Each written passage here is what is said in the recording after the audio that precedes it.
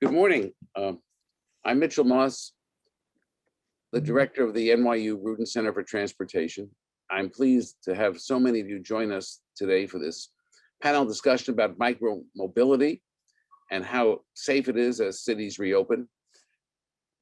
Let me just first thank Sarah Kaufman and Ravel because they have been involved in the study of safety, and we're very pleased to present that later. And the panelists you'll hear from Melinda Hansen, Joe Chow, and of course, from Transportation Alternatives, I'm especially pleased to have Mark O'Connor. Let me just say three things. The Rudin Center has been very concerned for a long time about new ways of moving in, through, and around cities. And as you know, we have had a severe challenge over the past year and a half. Subway ridership has gone down to record lows. It's coming back very slowly. And that's put a new focus on how we can move people, whether it's on scooters or mopeds or bikes, and all kinds of other unicycles I see. But we are particularly concerned this morning on the way in which I think micromobility is going to influence the future of the city, especially since I think we have discovered through this pandemic that people are constantly searching for new ways to get around. That in part, this is to do with the fact that they're looking for ones that are sustainable. They're also looking for ones that are safe, and they're also ones that are flexible. And I think anybody who's explored micromobility knows the great potential in New York City, since almost half the city doesn't have mass transit, at least in terms of subways. Eastern Queens, Eastern Bronx, Southern Queens, much of Staten Island, of course, and parts of the Northwest Bronx. And so there's a vast amount of potential for using new modes of mobility to make people, to ease the way in which people get around.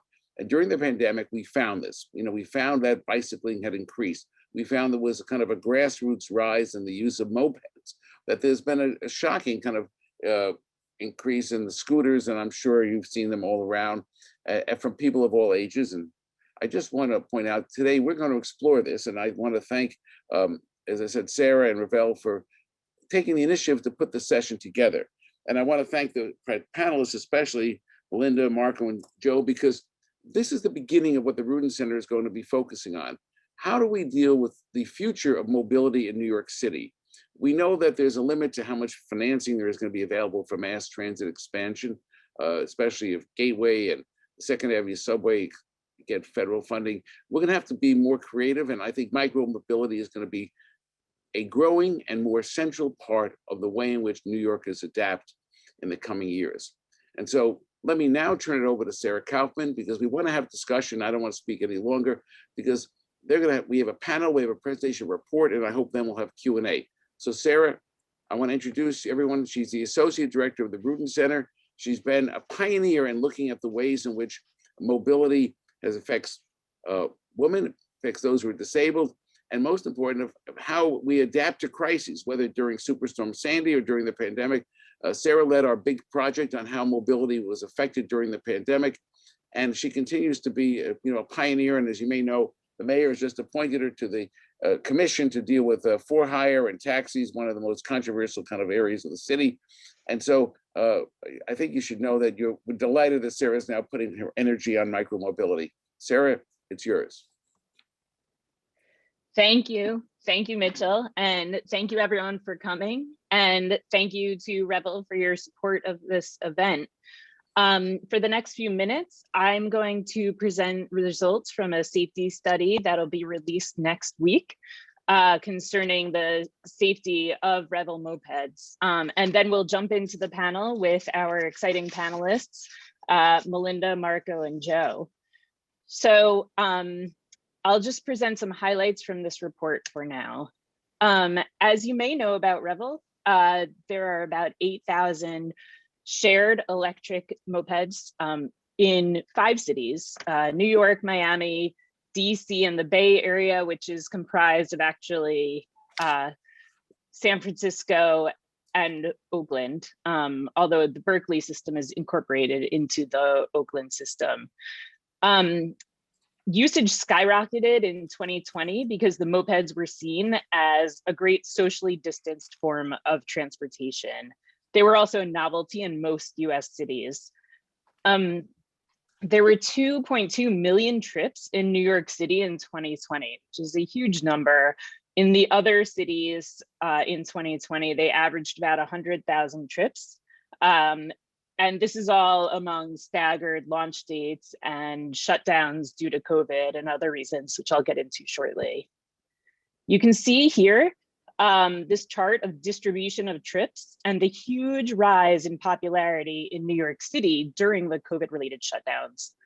The Miami pause, which you can see towards the bottom, lasted about 6 months. That was related to COVID, and it was put into place by the city of Miami. But I'll address the New York pause shortly. One thing that I thought was particularly interesting is that trips were taken at different times of day. For example, Miami loves nighttime riding.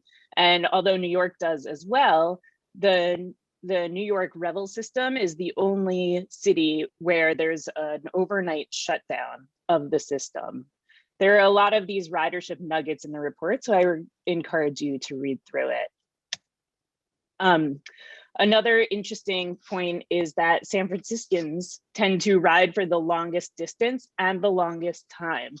It may be a result of the fact that they're used to a competitive service called Scoot Networks. And here in New York, the average ride is almost a third longer than the average city bike ride for 2020, which was about 2.2 miles during the same period. Of course, the explosive growth of Revel's popularity led to a spate of reckless riding and rule breaking. The top violation by far in all cities was the lack of helmet wearing, which I think we all saw anecdotally, and was found more than 11,000 times. So in July 2020, as you may have heard, 3 fatalities occurred. 2 were Revel riders and 1 was a pedestrian who was hit by a Revel moped. And these events had likely occurred as a result of reckless riding. And it should be noted that the reckless riding was reflective of national driving trends in 2020 in general, where fatalities and reckless and DUI driving rates went up significantly, and the streets were chaotic, they were almost lawless, and a lot of riders were cavalier about the rules. So as a result of these fatalities, Revel entered into a voluntary pause in July, and they used that time to revise their safety features and enforcement. So they put into place a few new safety implementations, which I'll mention quickly. The first was focused on requiring rider safety training, which is done through the app through a series of questions that riders have to answer correctly before proceeding. They also implemented helmet selfies that are automatically verified through an artificial intelligence system, and it's about 97% accurate. And then they have started to automatically detect violations, like using GPS to detect ridership in parks and on bridges and other places where riders are not allowed to go. And then finally, they developed a community reporting tool that is far more robust than it had been in the past, so that neighbors can report any issues that they see in their area. So after the safety implementations in August, the number of violations subsided dramatically. You can see on the chart on the right, which excludes New York for better readability. In all locations, violations subsided, requiring fewer suspensions. You can see that Miami riders are still have a little bit of a ways to go in reforming their reckless riding. So there are still some improvements to be made in Revel ridership, and they fall generally in the categories of education, enforcement, and technology. Primarily, Revel should bolster its rider education, especially in Miami, where helmets are required by the system, but not by the city. There are some variations in rules that are important to mention. in when riders sign up for the system. And enforcement is obviously key to good behavior.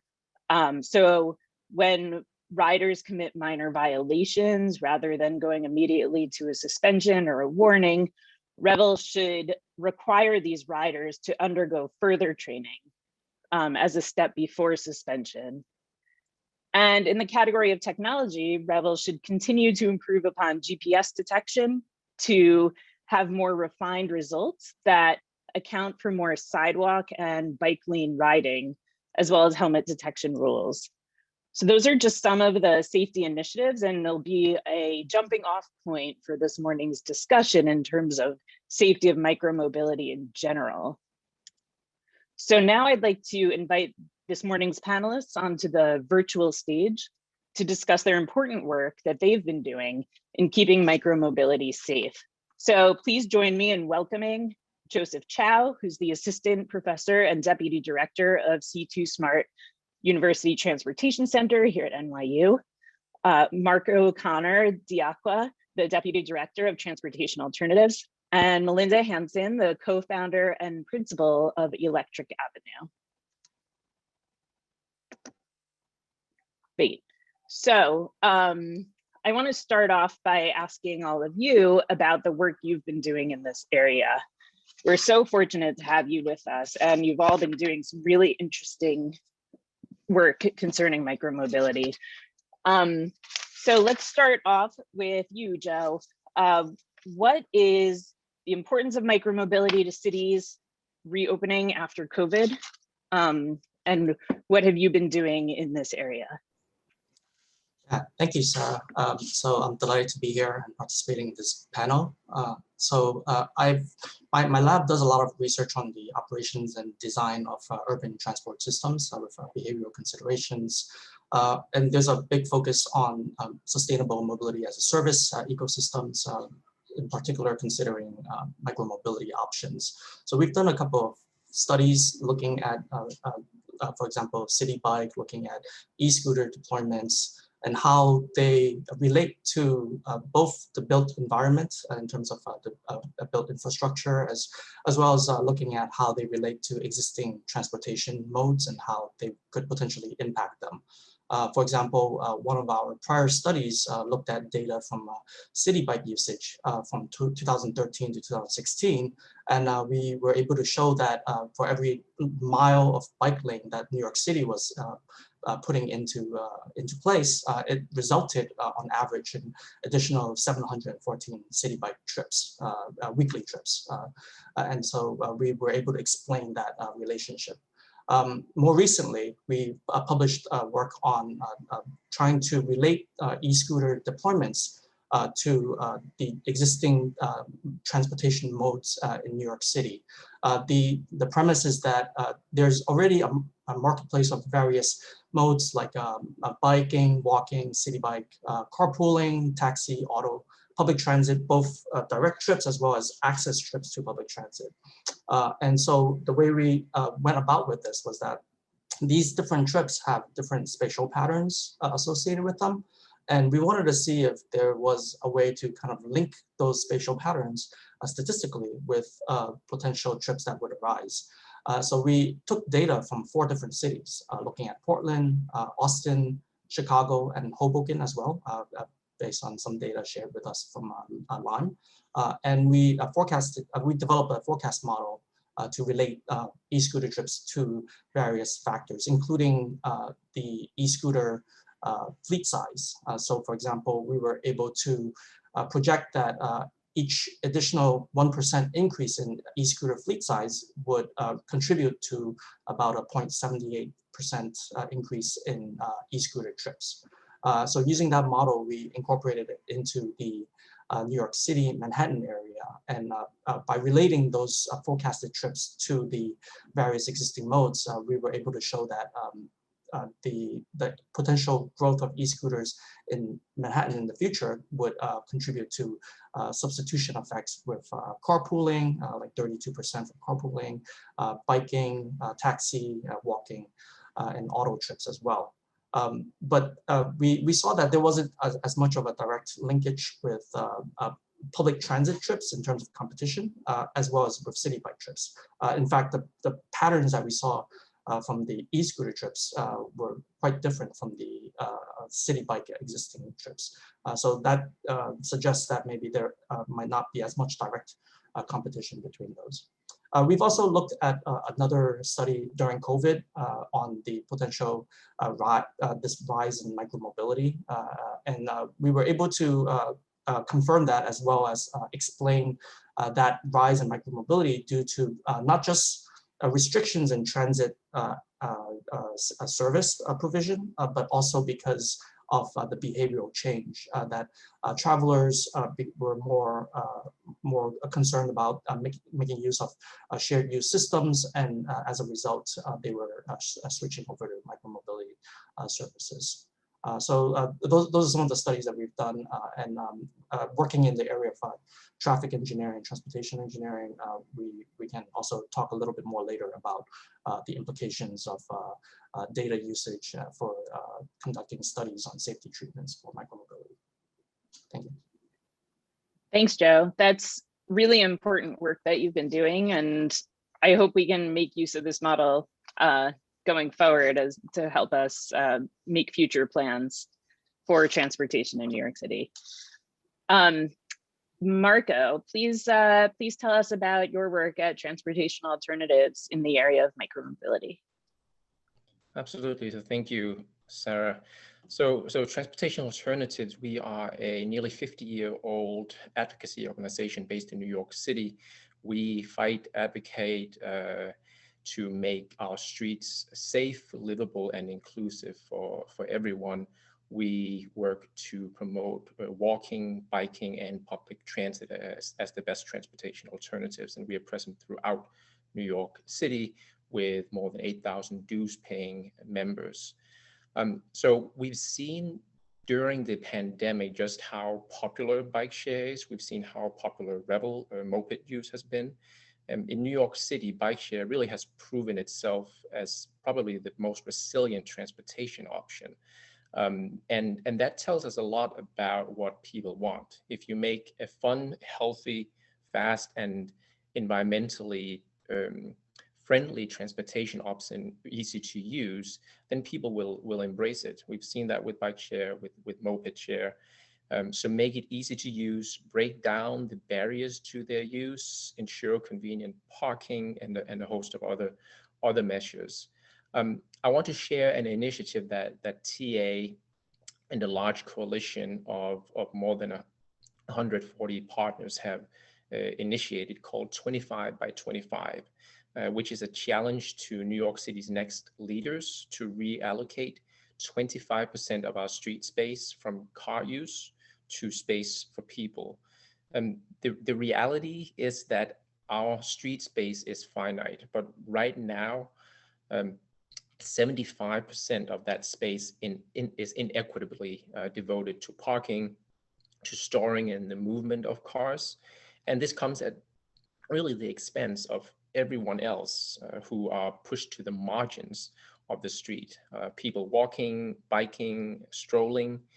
And that inequitable allocation is really, it's the single most important factor in safety on our streets, both in actual safety and how safe we feel and how happy we are when we are using our streets. So I'm going to play a short 1-minute video that introduces 25 by 25 as a challenge to New York City's next leaders.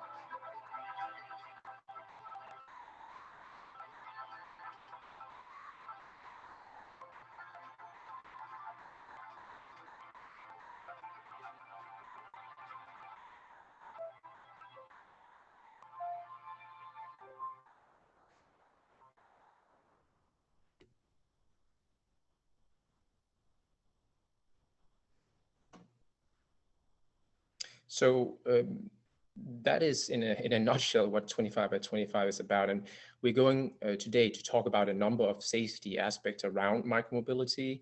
How do we ensure the safety of micromobility users and critically the safety of pedestrians? And the most important component of that safety is to design our streets for the safety of both micromobility users and pedestrians, with expanded pedestrian sidewalks, protected bike lanes, and a number of other kind of build measures. We have more than 3 million free parking spaces in New York City. The number of vehicles is only about half that. And because of our finite space and the current inequitable distribution of that space, the only way we achieve optimal safety is to repurpose really some of that excess car parking and travel space to far better and safer uses. And that's what 25 by 25 is about. We calculated what this reallocation could give us.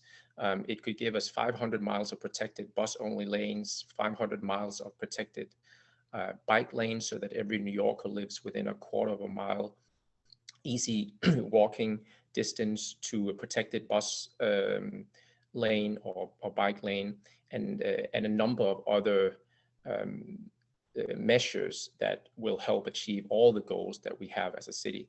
And New Yorkers support this, they want this. A Siena College survey showed that New Yorkers overwhelmingly, New York City voters overwhelmingly support these measures. 85% of voters support efforts to improve crosswalk safety. A majority support adding wider sidewalks to their neighborhood, even if it results in fewer parking spaces. 84% of voters support adding more space for children to play, even if it results in fewer parking spaces.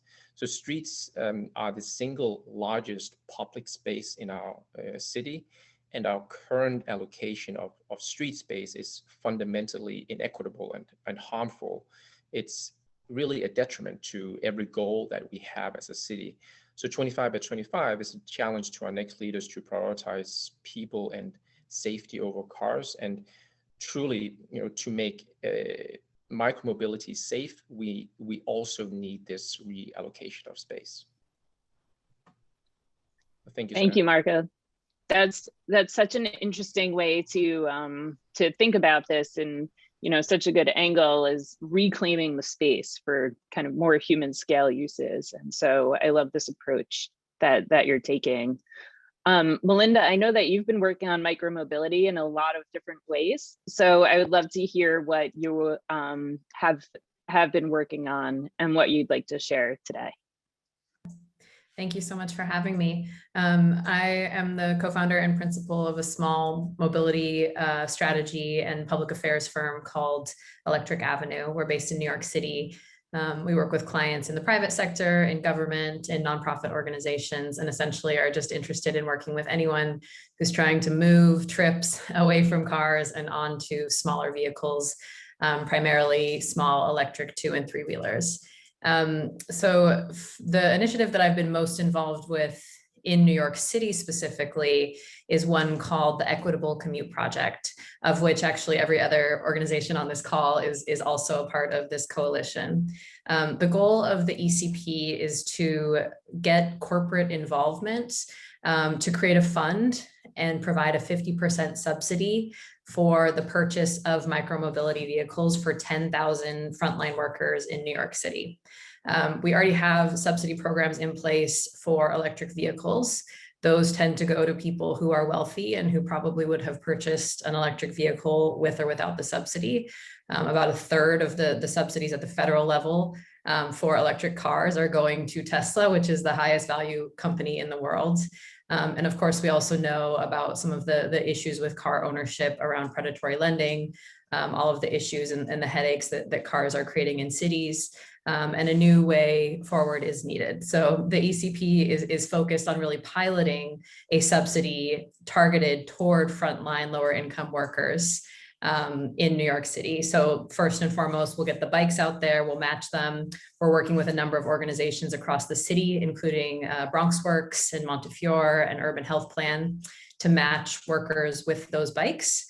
We have a finance partner, which is actually pretty unique. It's very easy for people today to access a loan for a car.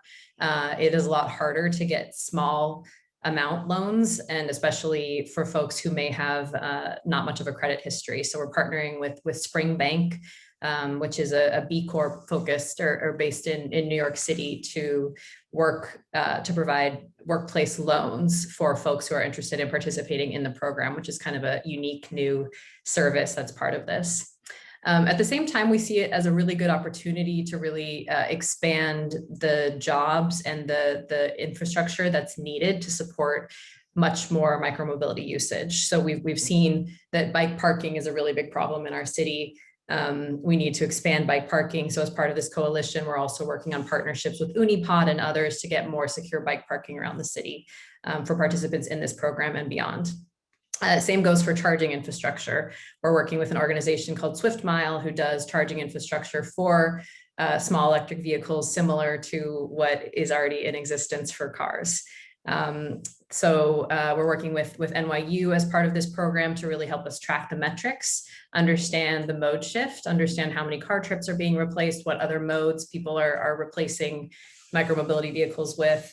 And really build the coalition, alongside all of our other partners, TA, to advocate for the space allocation that needs to happen to support folks to safely and reliably have this option and not choose cars. It's up there. Thank you, Melinda. And I'm so happy that the Rudin Center and C2 Smart and Transalt are working with you on this important program. But I'm going to stick with you for a minute and ask you this question. Because Equitable Commute Project, one of the focus areas is distributing e-bikes. A lot of safety concerns have come up around the city around e-bike usage and reckless riding. And at the same time, a lot of New Yorkers are hesitant to bike around city streets because of safety concerns, as Marco was referencing. So what would you say are the safety concerns, and how do you alleviate those from both the pedestrian perspective of people who are nervous to be around e-bikes, as well as potential cyclists who are wary of New York City streets? Yeah, I think first and foremost, there is a need for us to redefine how we're thinking about road safety. A trip on a car is significantly more likely to result in a death or an injury than a trip on a bike or a scooter. The challenge is that right now we define safety as in safety for the person who's operating the vehicle, and that should not be the case. It shouldn't be that a huge truck is considered safe because it keeps the driver safe, and forget everybody else who's on our streets. So I think, first and foremost, there's this argument that we really need to change in people's minds.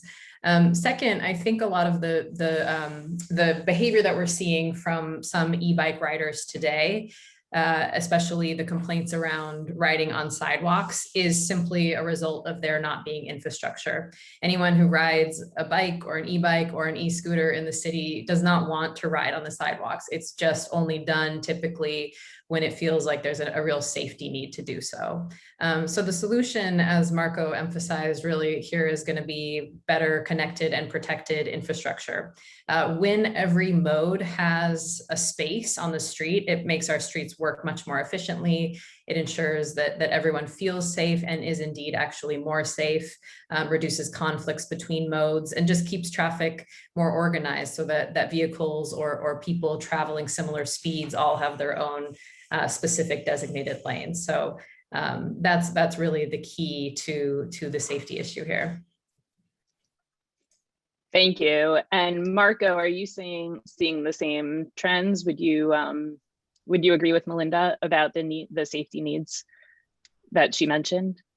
Yes, Sarah, without a doubt, I agree with Melinda. And I think it's important for all of us to, yes, as Melinda kind of mentioned, kind of the difference between a multi-ton car and other forms of micromobility.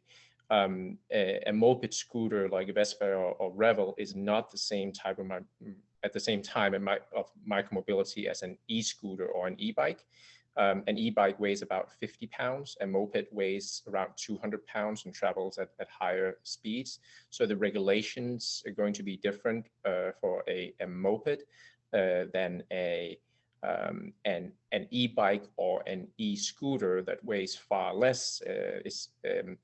And at the same time, a 200-pound moped like Revel or Vespa that can go no faster than 30 miles per hour is very different from a far more dangerous multi-ton car or SUV that can travel faster than 100 miles per hour.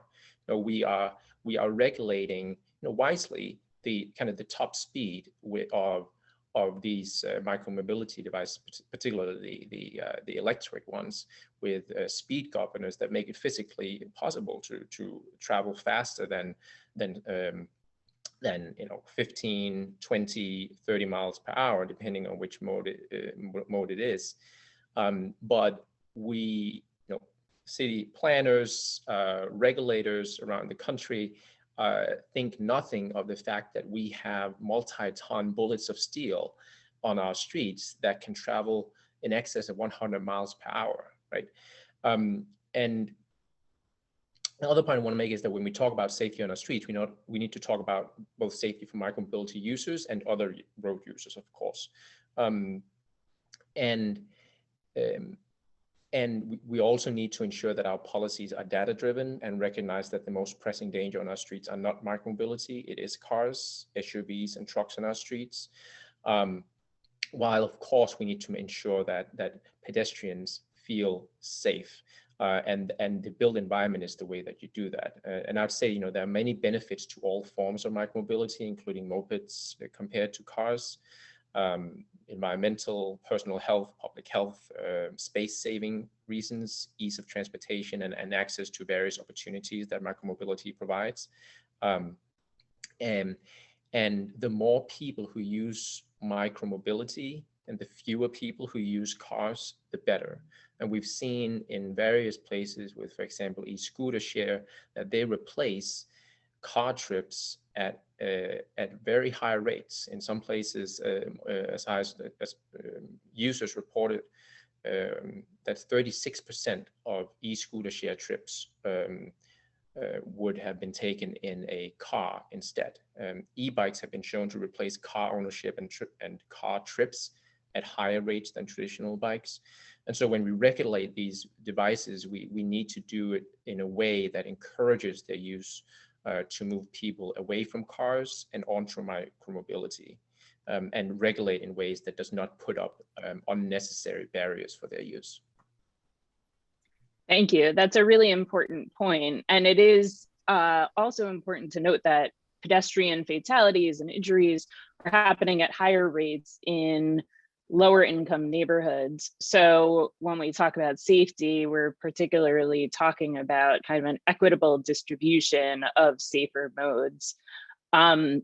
Which brings me to Joe. I'd love to talk to you about what we can do to kind of set the stage for equitable deployments of micromobility across city neighborhoods, New York City, but other cities that people might be interested in talking about.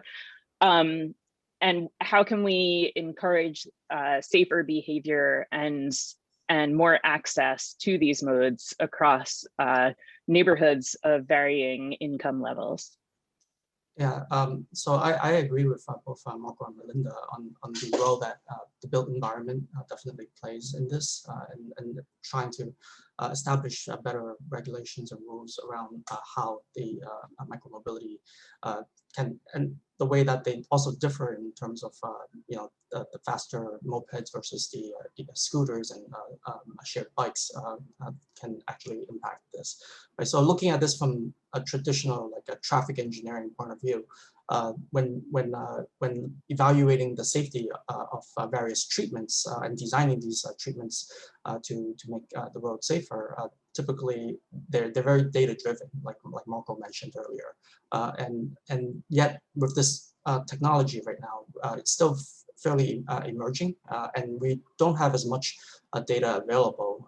And when we talk about data, we're saying collision data as well as conflict data, right? So there isn't as much data available compared to other types of modes of transportation to really provide the statistical justification for some of these treatments. So I think that that itself is something that we probably need to get more into. I browsed the literature on the safety treatments for micromobility, and this still isn't too much out there right now. There's some limited studies looking at the fact that there's more accidents that tend to happen during the transition between curb and roadside. So some of that can be attributed to those settings. But I think with these micromobility services, especially because they interface with both vehicular traffic as well as pedestrian traffic, it's even more important that we look into both of those aspects a little bit more.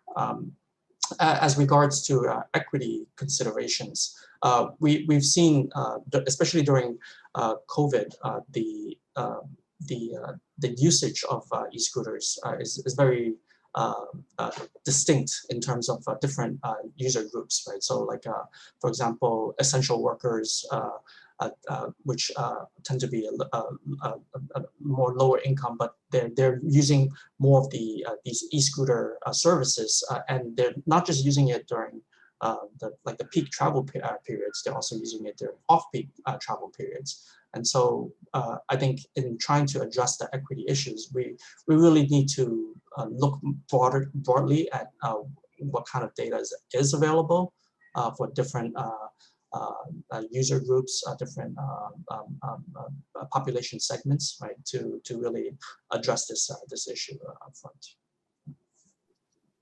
Thanks, Joe. And I think that's part of the reason that's so great that the metrics will be tracked on the Equitable Commute project to help keep the demographics of the users in mind. And another aspect of equity, which I'd love for any of you to jump in on, is accessibility. And so in many cities, we've seen e-scooters kind of strewn across sidewalks, and that's presented a major sidewalk access issue, as well as these devices are not usually usable by people with physical impairments. So I'm wondering what you see as a good access point for people with disabilities to be able to participate in micromobility if they're so inclined. So maybe to start on the sort of nuisance issues that the free floating dockless electric vehicles are creating in certain cities. I think it's hasn't worked well at all times to have purely free floating systems, because some folks, it's many riders actually, it's their first time on two wheels, so they're not necessarily familiar with the etiquette of leaving your bike in a place that isn't blocking a sidewalk. They just aren't quite sure what to do with it. They feel like they picked it up someplace, so they just leave it someplace. We're seeing a lot of much better solutions. It's interesting, actually, the amount of innovation that's happening in the micromobility sector that's solving issues about parking, speeding, like Marco mentioned, and other kind of issues that have to do with transportation in cities. One of them is a geofencing technology that essentially helps to ensure that a rider parks the vehicle in a place that is out of the public right of way. We're seeing that have a fairly good impact. The technology is still in development, so it still has a way to go. The way that it's really working well actually is in places like Paris, where the city, as part of inviting this electric micromobility program in, they also created space for parking. So in Paris, you don't just leave your scooter wherever you want to. You leave it in a corral that is a former parking spot that is designated with paint, a decal on the ground, and then is visible in your app. So kind of similar to City Bike, but you don't actually have to lock it into a dock. You just have to put it in this zone and end your ride in this zone. And that's actually helped pretty extensively. It's a bit anecdotal. I think there's a lot of research happening still, but right now it seems to be working really well. And the reason that that works well is, giving people a designated place so they know the rules. It's more clear. It's not really open to interpretation, but they have a density that's greater than what we see with bike share systems typically. And also you don't run into the issue of getting to a dock where you would not be able to actually lock it. So there's still that convenient thing.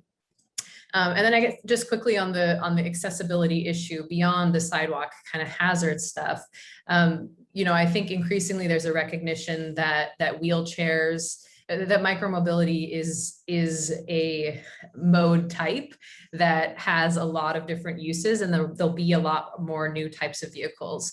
And people are increasingly starting to think of electric wheelchairs actually as a micromobility device. We're seeing in the New York City e-scooter pilot program a requirement for how to deploy more accessible vehicles. These include electric wheelchair type vehicles. They include some sit-down trikes and other things. I think there will still be some quirks to work out in terms of how the rentals actually work, but hopefully that will be a model for other cities to follow going forward.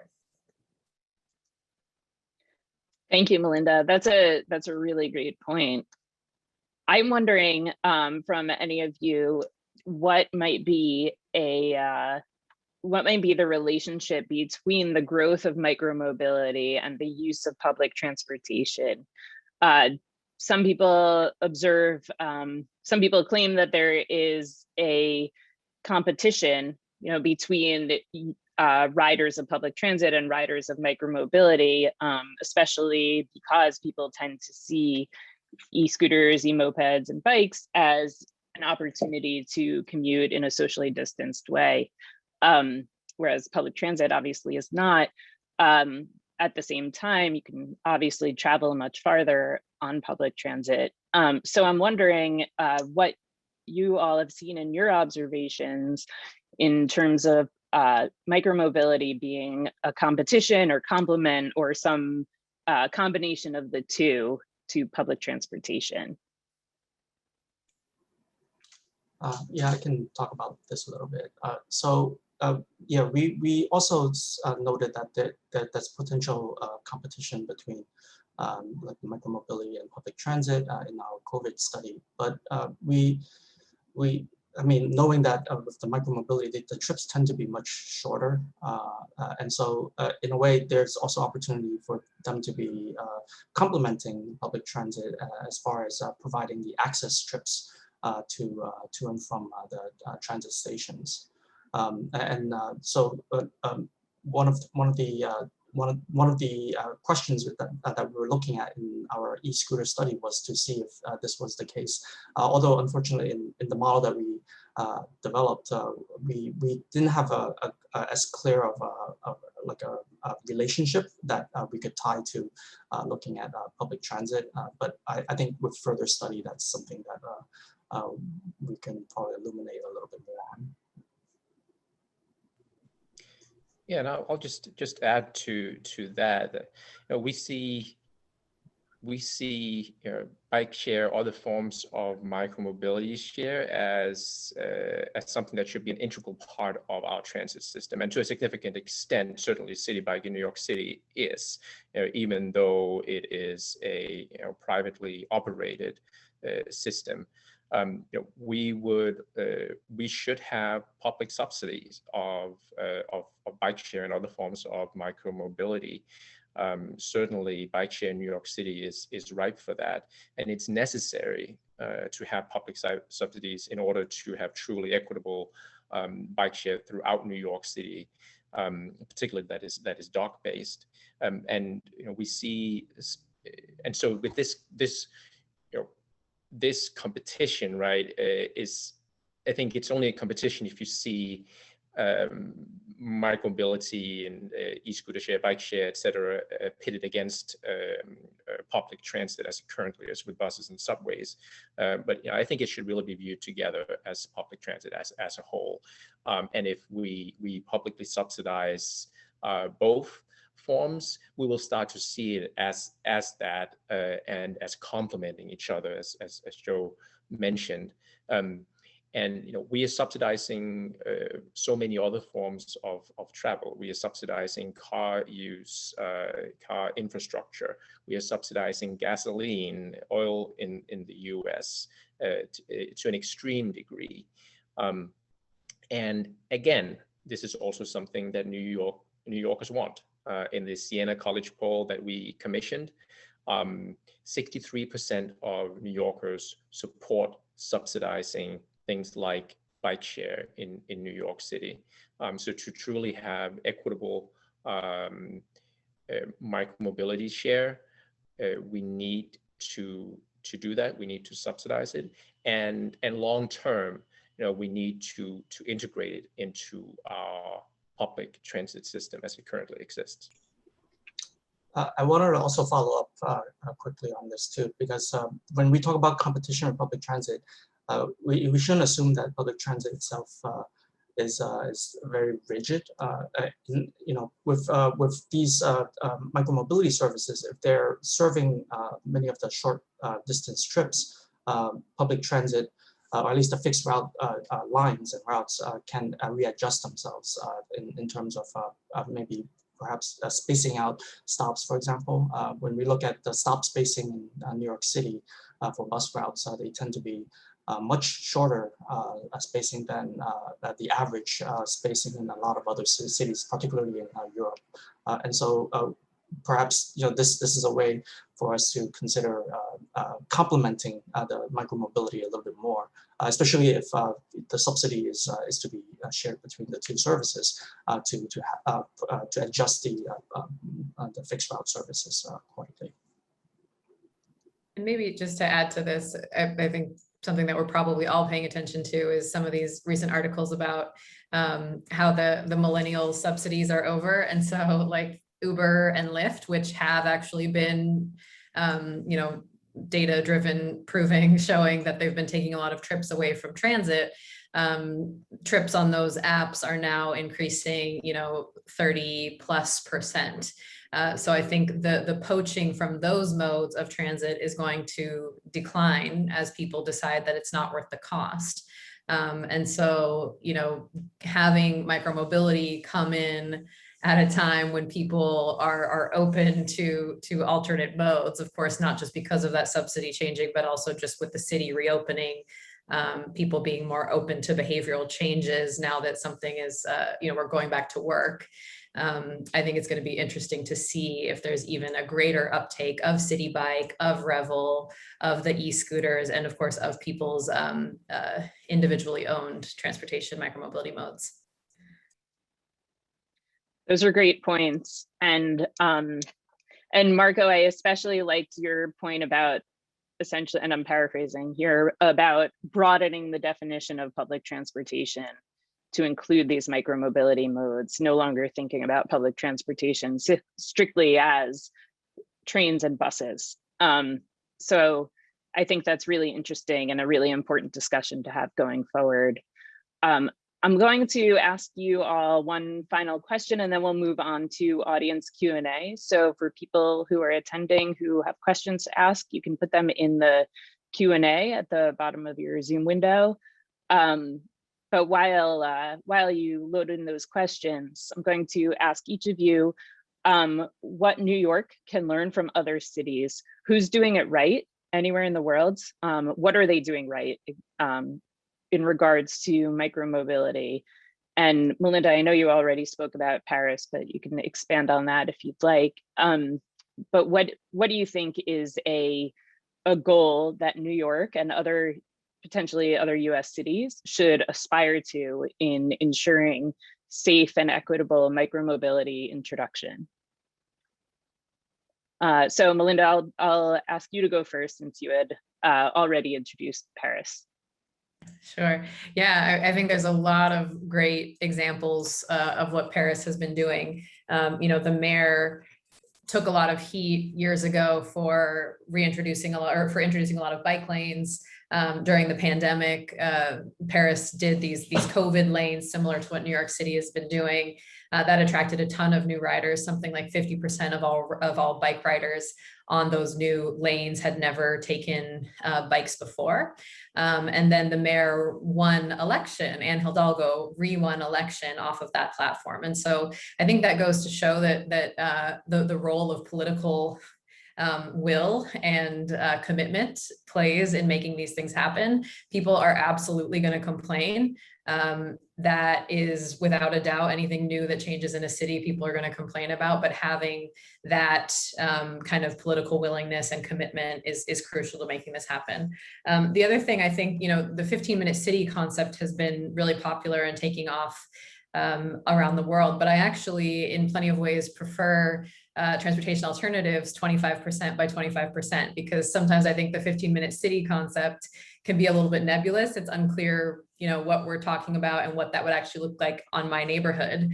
But when we're talking about transportation alternatives program, you just say, okay, you see those 4 cars, we're saying take away one of them, and that's what we're talking about here. So I think it's a tangible goal, and one that TA has done a phenomenal job of promoting, and I think we'll see our next mayor really embracing it, which hopefully will make New York a city to watch in the micromobility space very soon. I agree. I hope so as well. Marco, we'll go on to you. Yeah, I'll give some examples that of cities that have not necessarily done much in terms of micromobility, but where there's some broader structures that and designs that they have done that are going to be key. And one is London with congestion pricing, where the congestion pricing is implemented there has resulted in a significant decrease in motor vehicle travel into the center of the city, making it far safer for vulnerable road users, and also creating spatial dividends. So opening up space because there's less demand from car and truck use for the space that can then with less friction, with less competition, be repurposed for these other users that we need. And then the 2 other examples are Amsterdam, Copenhagen. I grew up in Denmark, and these are places that aren't necessarily on the forefront of micromobility use, but they are way ahead when it comes to the built environment that is needed to facilitate safe use of our streets. Great, thank you. And there was a question that came in through the Q&A asking about the Netherlands specifically. So thank you for mentioning Amsterdam there. Joe, please go ahead. Yeah, so I think this is a really interesting question, especially given that New York City is so unique within the US compared to other cities. And I think the point to look at some of these other cities in Europe definitely makes a lot of sense.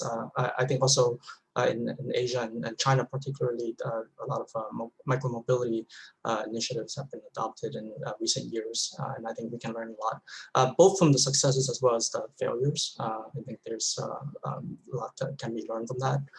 But even within the US, I think looking at some of the other cities, like for example, Seattle, where our C2 Smart Center has a partnership with the University of Washington, for example. And I know out there they're doing a lot of interesting work with e-scooters, and not just for passenger transportation, but looking at micromobility versions of freight and urban deliveries, for example, cargo bikes, and so such. I think we can learn a lot from our sister cities in the other parts of the center in the US. So yeah. That's a really good point. And, I don't think we look within the US quite as much as we possibly could to our sister cities within the country that have similar challenges to our own. So I'll move on to audience questions in the Q&A window. So I'll read the first one from Julia Amaral. I'm sorry if I'm mispronouncing that. So I'll read the question aloud. Many say that individual forms of transportation, such as bikes and scooters, compete directly with public transit, decreasing revenue from public transit and making it more expensive to those that rely on it and cannot use individual forms of transportation, such as elderly and families with kids. What would you suggest in terms of funding to compensate this effect?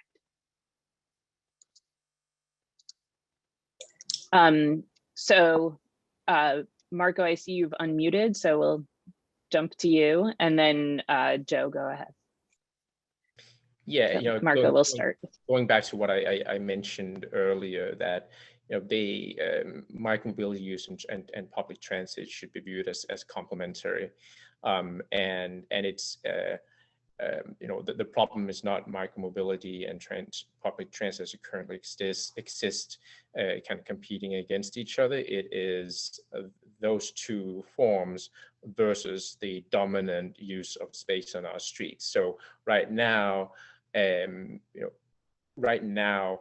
lower income New Yorkers of color use our buses to a far higher extent than other groups of New Yorkers.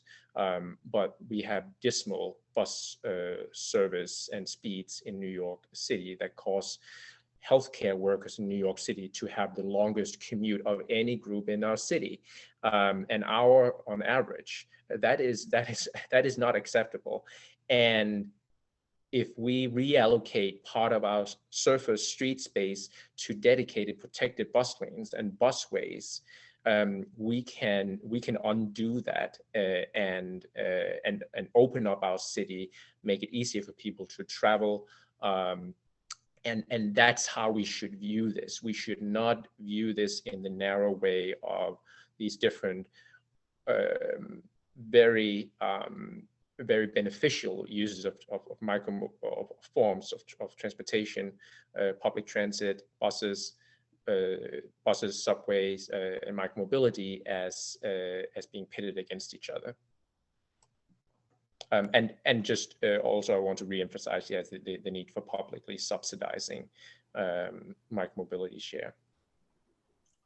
And then you also avoid, if you see it all as a whole, it matters less which mode people use as long as it is one of these beneficial modes of transportation.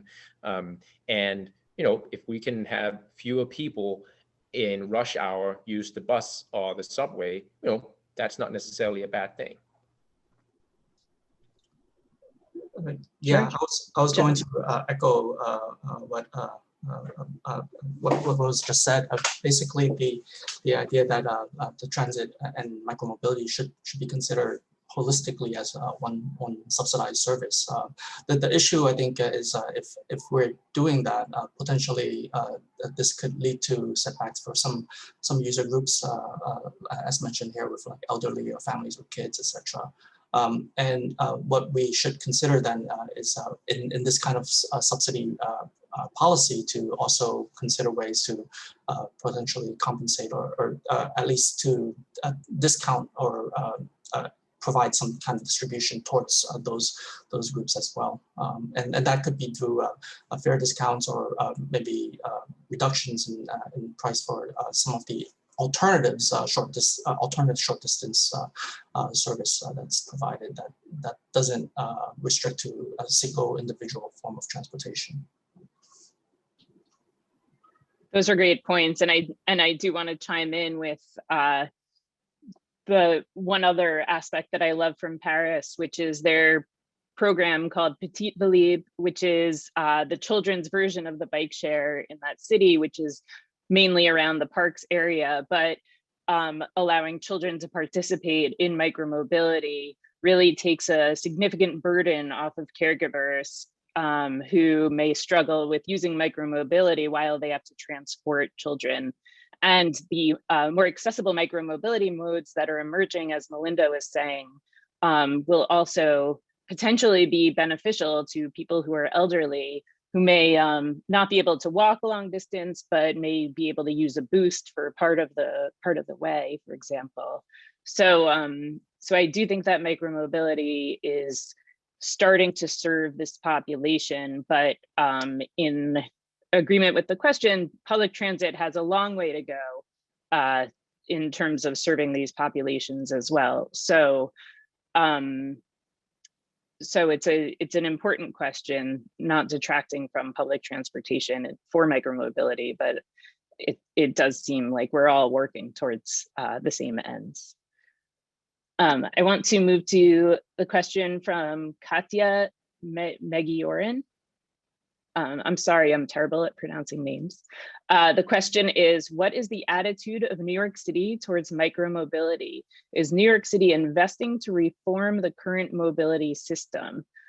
So Marco, you responded with the results from your poll. I'm wondering if you can get more into that a bit, the Siena College poll assessing attitudes about micromobility in general, because right now, if you are strictly paying attention to the media, there is a real controversy around whether people should be allowed to use micromobility around the city, and to what degree and where.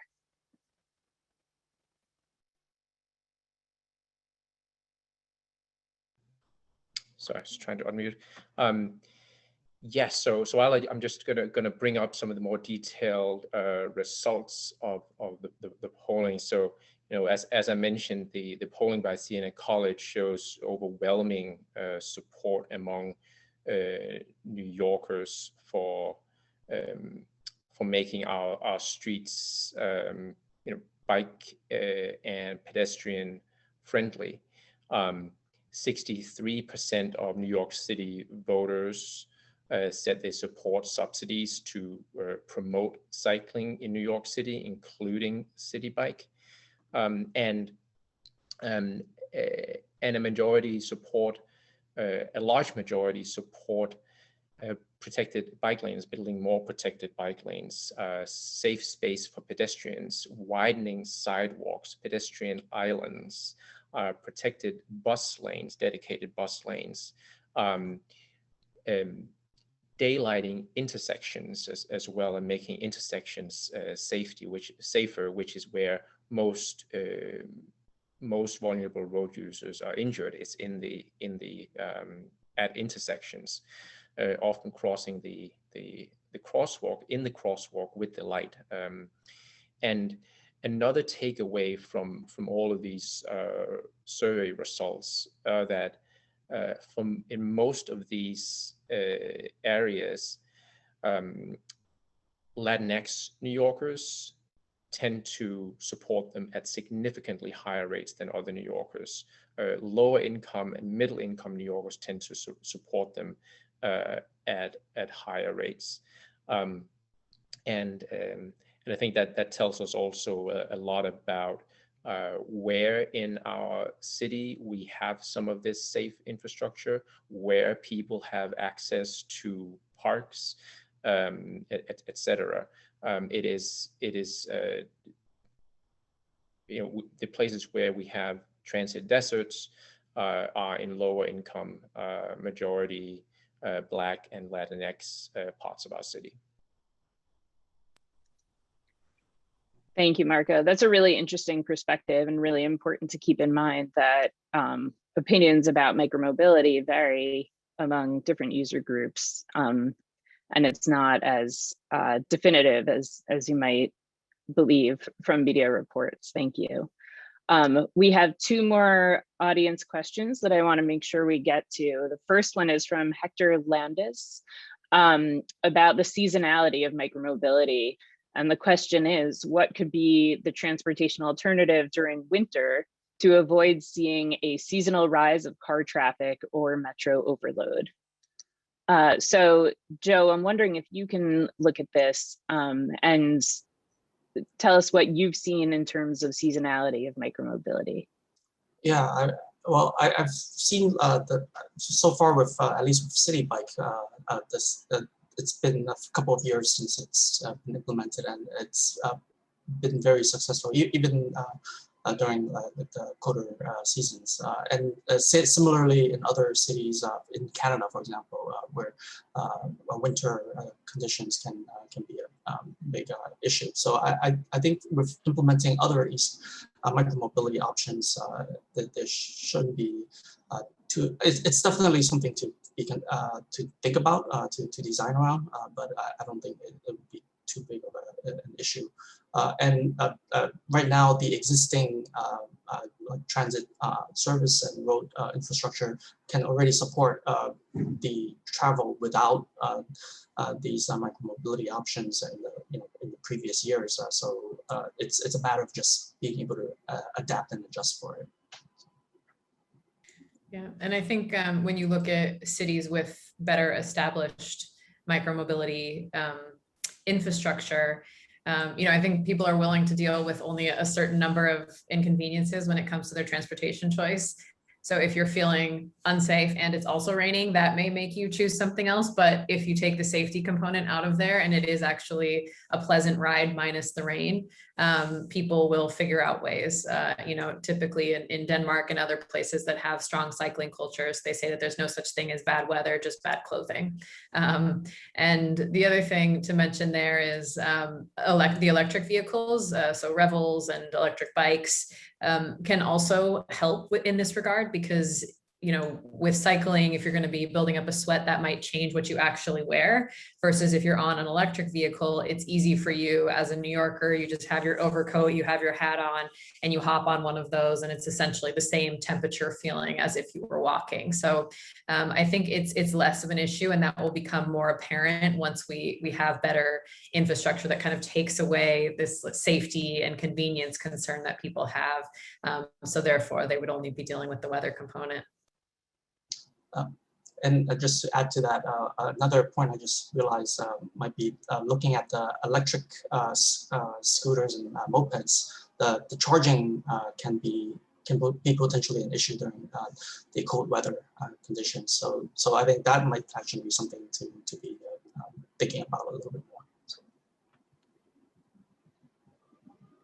Sure, that's really important. And of course, as we await the next superstorm, what will get us through the days following that next event.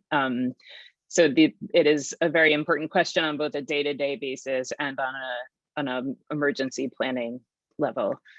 So thank you for that question. I want to get to David Gans, who asked, DOT recently completed a car sharing pilot. The results were an increase in car suppression and shedding among car sharing users. I'd be interested in the panel's perspective on the program's expansion as a first step to decrease car ownership. So do you see car sharing, do you consider it part of micromobility, and do you see it as helping in people's reduction of car ownership within cities?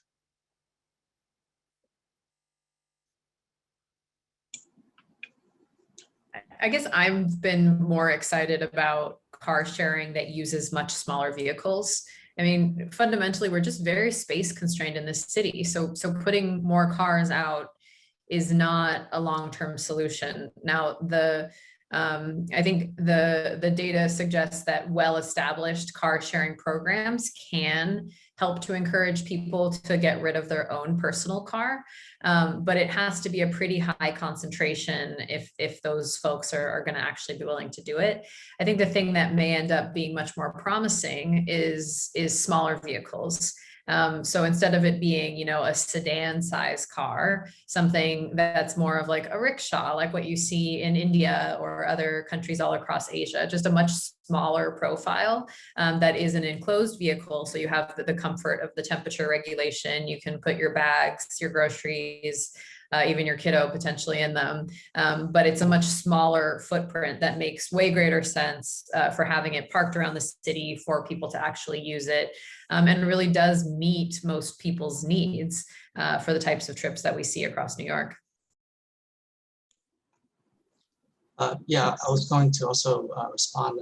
Well, as far as micromobility, I think car sharing would be a little bit different from the micromobility modes, but still, as a mode of transportation here, I think it is important to consider it as a solution because I mean, other studies, I think particularly some work out in Berkeley, they've shown that having these successful programs can take away car ownership, and so that's something to strive for.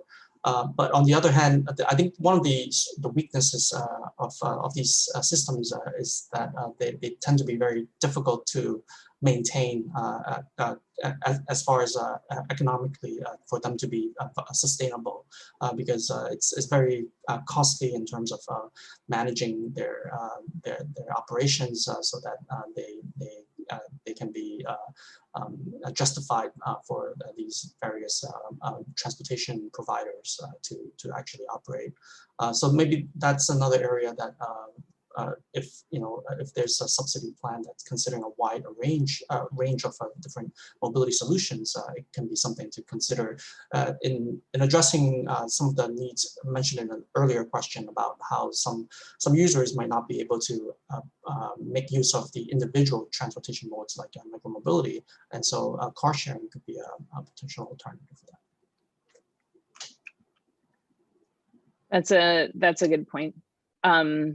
Thank you. And for trips leaving the city, which, some people ignore their cars on weekdays and then use cars to leave the city on weekends. I'm wondering if you see car share playing a role in that function.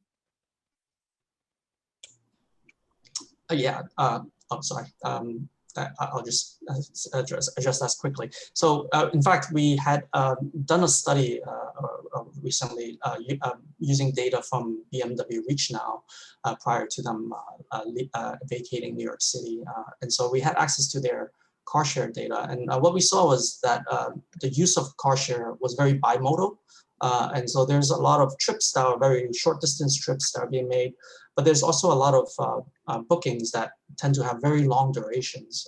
And these tend to be more of the weekend types of trips where they're taking the car out and just using it for a weekend getaway. And so the types of trips between weekday, weekend can vary significantly. I think users of car sharing services, they're not primarily using it for commuting. It's to substitute a lot of the other secondary trips that they might have a need for. And I'll just add that yes, cars absolutely serve a purpose, and then this is one of them. We just have an inequitable. We're just using them unwisely and in very harmful ways as it is right now. We certainly at TA, we're not talking about banning cars. We just need to use them in ways that doesn't kill people, that does not cause environmental disaster, as is currently the case.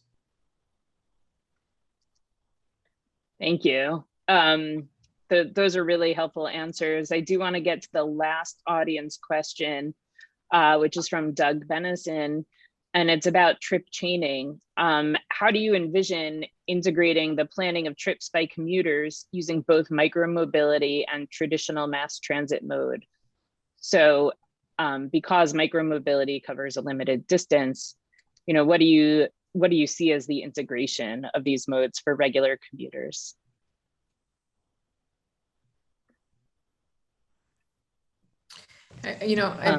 And go ahead. Sure. When we see a more diverse ecosystem of modes, I think it'll end up being better for everybody, because you'll really just be able to match your specific trip with modes.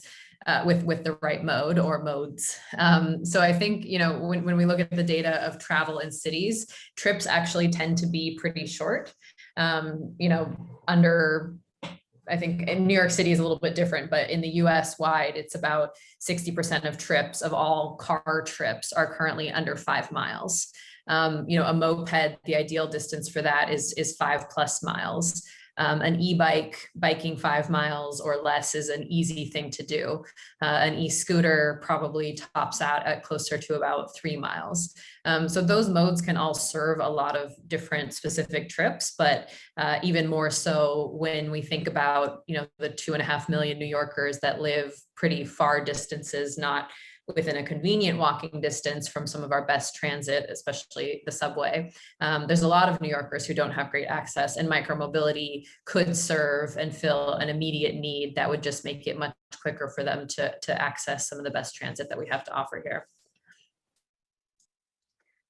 Thank you, Melinda. And I personally would love to see integration of fares across transit and micromobility so that it would make that transition more seamless. A transfer between a bike and a subway, for example, would be a fantastic addition to many trips. Joe, did you want to add something? Yeah, I wanted to echo the point you brought up about integrated fares. There's a lot of movement right now towards these platforms to have bundled fares and showing the incentives for those. I think there was a recent pilot done in Sydney where they tried out different bundled fare subscription plans and evaluated how they can work out best. So it's definitely a way to encourage more of these multimodal trips where a large impedance against these kind of trips is the fact that you have these kind of transfers between one mode to another. And so a good design can try to mitigate those costs. I think with City Bike, for example, they've been implementing their stations close to transit stations and creating these kind of like mobility hubs. And I foresee that emerging more and more, and as we see more different mobility options coming up. Thank you. I want to go ahead and close out the panel. I really appreciate the time. Joe, Marco, and Melinda, thank you for your intelligence and your time. And Marco, I'm going to carry forward the values that you put forth about micromobility, that it should be safe, fun, healthy, fast, convenient, and affordable. Just a few items to a few values to continue perpetuating as we develop transportation as cities reopen. I want to thank our interpreters, Maria and Justine, and thank you to Revel for supporting this panel. And hopefully we can keep this discussion going in the future, where we talk about how we can make sure that we increase micromobility usage while keeping it safe, affordable, and equitable. So thank you all very much for attending, and thank you again to Melinda, Marco, and Joe. Thank you.